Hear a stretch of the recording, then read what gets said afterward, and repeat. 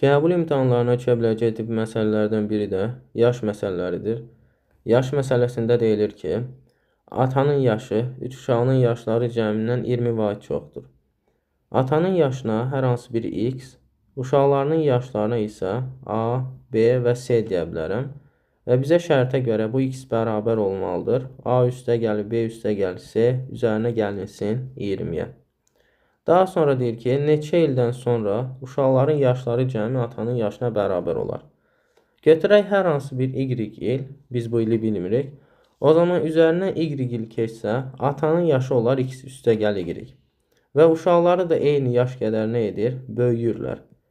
Və bizə deyir ki, sonradan atanın yaşı, yəni x üstə gəl y, bərabər olmalıdır. Uşaqları yaşları cəminə a üstə gəl, b üstə gəl, c üstə gəl c və üstə gəl 3 dənə y.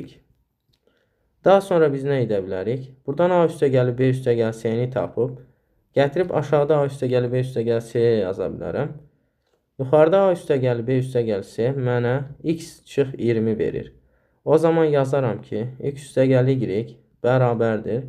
X çıx 20 üstə gəl 3y. Buradan x-lər gedər, yerdə qalar 2y bərabərdir 20. Y də bərabərdir 10.